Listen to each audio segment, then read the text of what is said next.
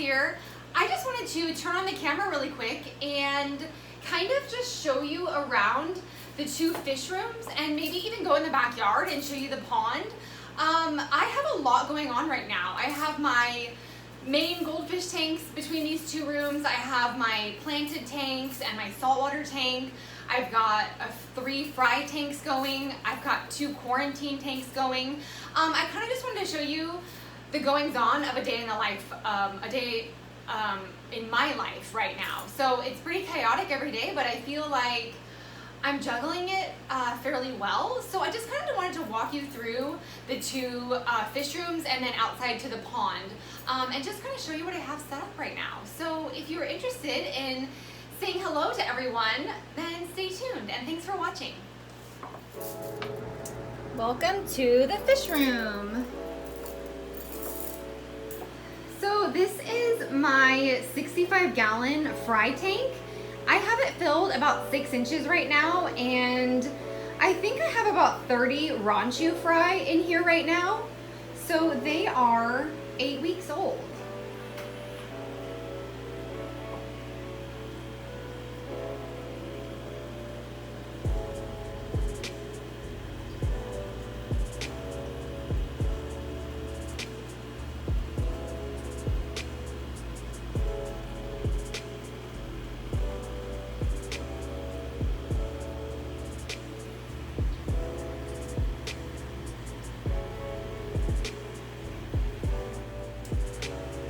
On the other side of the room, I have my 75-gallon ping pong goldfish tank. Presley's in here. He is my crown Pearlscale, but everybody else is a ping pong goldfish. And most of you will recognize Piper right here. She is the mother of my telepong fry in the other room. I have some of her babies right here floating in the 75-gallon. These babies are the smaller of the group, and as you can see, they have taken off the after the father, who is a Demican. So they look like Ryukins right now. And I'm not entirely sure that they will have gotten the telescope gene from the father, so they may very well look like Ryukins as adults, being the first generation of the hybrid that I'm working on. So these guys are in here in just a little floating basket. I pulled them out to lower the bio load in the main telepong fry tank, as well as to target feed them because they are the smaller of the group. So they're doing fairly well in here. Nothing to be alarmed about. They're just guests in the big tank.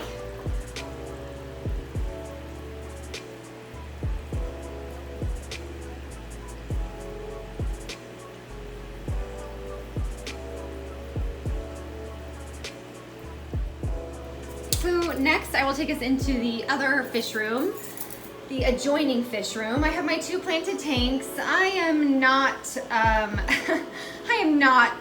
making them my first priority right now. I am really busy, but they are surviving. They just have a little bit of glass algae and they definitely need to be topped off. So all the fish are doing well. They just are taking a back seat while I am focused on my goldfish project right now. And then down here we have my saltwater tank. It's not going to show up well on camera. It's nowhere near this blue, but we have 2 clownfish in the top left-hand corner. There's a Bangai cardinal right here. And then we have a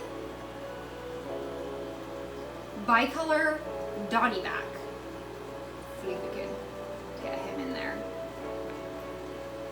So it's hard to pick up this, filter out this light on camera. So again, it's not this blue. This is just kind of how the camera picks it up. So this aquarium is really coming together. I'm super pleased with it. It's a 22-gallon.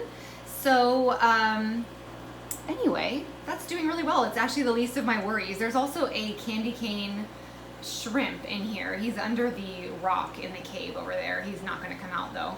And there are also 2 Mexican turbo snails. So I'll have to capture this in better light at some point and take a better video update of it. But that's it for now. There's my bubble coral. I'm super pumped about it. It's from Aquarium Depot. So that was my husband's Father's Day present this year. Over here, we have a quarantine tank. It's an 18-gallon Rubbermaid tote. This is Pebbles, the crown Pearlscale. She is from Goldfish Island. I don't have great light in here, so you'll have to just kind of bear with me. But she's doing really well. She's in her 4th week of quarantine, and I will be doing 8 to 12 weeks of quarantine with her, although there have been no problems with her. I just like to let them settle after shipping, and sometimes I do some anti-parasitic and anti-skin fluke treatments while they're in here. But at the end of the quarantine, I mix water between the tank she'll be going into, and I mix her quarantine water into that tank for about a week or 2 prior to them actually meeting, just to make the transition all the more smooth. But I just like to not rush these things because I have had 100% success mixing imported fish together over the last year since I've been doing it this way. So I'm in no rush to transition her into one of my stable ponds or tanks. Over here we have another planted tank. It's doing all right. These tanks would be a lot cleaner if I didn't have my fry. Once again, I'm making excuses, but they're surviving. The plants are doing well. There's just more algae than I would normally like if like I said, they were my #1 priority. But the fish are doing well. The parameters are healthy. They're getting weekly water changes. They're just a little dusty. So there's Bloxy Betta and his Rasporas. And then over here, again, I apologize about the light. I have more Ranchu fry. So they are in a 3-foot long Rubbermaid tote over here, filled, 4 to 6 inches, just because that's the best depth for growing out Ranchu fry for the first, I'd say 6 months. So again, it's my very first time, so I am just doing my research, and that is the conclusion that I have come to, and that's what I'm doing. So they are in shallow water on purpose, and I have a couple of local friends that have taken about 30 fry off my hands between the 2 of them that I would have considered culls, but I had people that could take them and raise them, and that made me super happy that I didn't have to make other arrangements for them, and that I could share this experience with some local friends. So the Ranchu are doing well. They're 8 weeks old, and they're just starting to color change. I post more updates on them on Instagram, so I'll probably be posting pretty quick here in the next week with some of the ones that have started to transition from their baby color to the adult color, because that's pretty exciting. And then over here we have the Telepong fry. They are all about 2 inches right now. I have 2 little tiny ones that you might see if you look close. They are from a different spawn, actually. I had 2 of my ping pongs from the 75-gallon that you saw earlier. They bred, and when I went to take them out of quarantine, because it had been 12 weeks, I found 2 fry in there, and these are the 2. So they're right here. They're drastically smaller. They're 2 or 3 weeks younger than the other ones. So they're little guys. And the Telepong fry are, once again, they were bred with a Demican and a ping pong. They are a mix between Pearlscale Demican body type. I've got Demican body type, which they all look like Ryukins right now, because I'm not convinced that they got the telescope gene this generation, but I will breed the best ping pong Pearlscale into another Demican next spring and see if we can't get some of those telescope eyes in the 2nd generation. But it's just been so fun watching them, so I'm super pleased. There's about, I think I have about 27 of these guys, and they're all doing really well. These bronzy colored ones, I'm not sure what their adult color will be. They haven't color changed yet, but we've got a lot of coloration on the other guys, so they are super cute. So they are also 8 weeks old.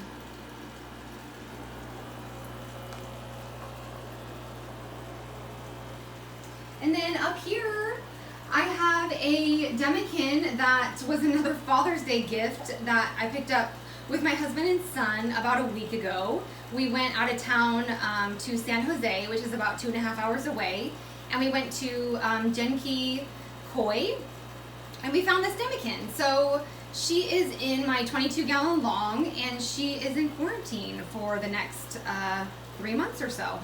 And if everything goes well with her, she will be the one. It's actually he or she, I'm not entirely sure. I think it's a girl, but I will breed this Demikin back in to the best ping pong Pearlscale body type of these telepongs and see if, when I cross this Demikin back, if we can't get some Pearlscale body types with these telescope eyes next year. So that's super fun. And then lastly, I will go ahead and take us out to the pond. So lastly, I want to take you out to the pond. I have just taken the lid off, and the sun is just going to come over this pond in the perfect timing so we can see everyone. This is mostly a shaded pond, but about 2 hours or an hour in the morning, the sun will pass through and you'll get this beautiful light on them, and then the same thing when the sun comes back down. So that's actually the mother and father of the Ranchu fry. You can see that lemon-headed male right there, and then this one, there you go, the mostly orange one, that's the mom. So these are, the mom and dad of the Ranchu fry. So when they heal their little baby colors, I'm hoping that they will look, that's my air conditioner, they will look like mom and dad. And then over here, I have 4 of the, I don't know if we're gonna get to see them on camera. There we go. There we go. I have 4 of the baby Ranchu here in the pond, just because I kind of wanted to do a, just a little experiment to see if they would color up faster or different if they were in natural sunlight. So far I have ones inside the house that are starting to color change, and these ones out here are not. So they're still their little baby bronze color. I'm gonna actually see if I can get them in the sun. There we go.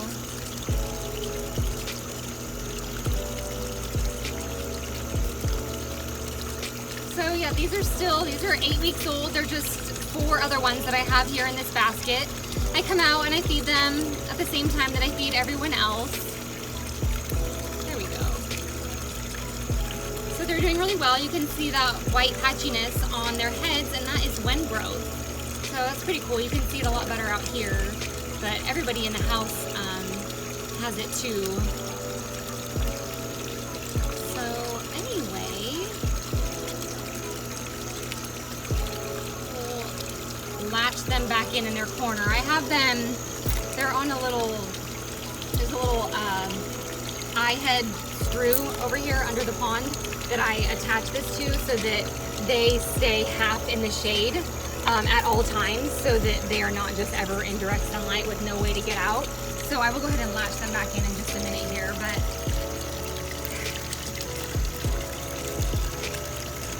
I didn't really do what I normally do with the pond, which is to get some nice plants and a lotus, and normally I would pot these plants a little bit nicer, but because I have the fry and I typically work 12 hours a day, I just have not prioritized my normal routine with my tanks. But everything is doing well, and everyone is doing well. Now that I have these baskets of fry in the pond here, and then my main 75-gallon, they would already get a weekly water change, but it just made me extra helicopter over the parameters of those 2 adult tanks. So I think that's good for everyone. It's kind of almost like policing myself by putting my little babies in here, and so I'm extra on top of their behavior and of the water parameters of my 2 main adult goldfish tanks. So I'm not mad about it. I have mostly Ranchu in here, but I do have this one right here. She's actually a crown Pearlscale, but she developed more like an Oranda because I didn't get her from the pet store early enough to give her the nutrition that she needed to really develop those cool features. I know genetics plays a part in it, but I did raise another one that was a sibling of her, and he is in my 75-gallon show tank, and he's a full crown Pearlscale. And I do believe that if I had gotten her when I got him, that she would have looked the same. But regardless, I'm super happy to have her in the pond. And then there is one more Oranda in here. He's a, I'm just gonna see if I can get him in the sun, but he's not coming out. He's jet black, so he's a black Oranda. I think he's gonna swim out here. Here he comes, there he is. So he's pretty cute. That's Graham.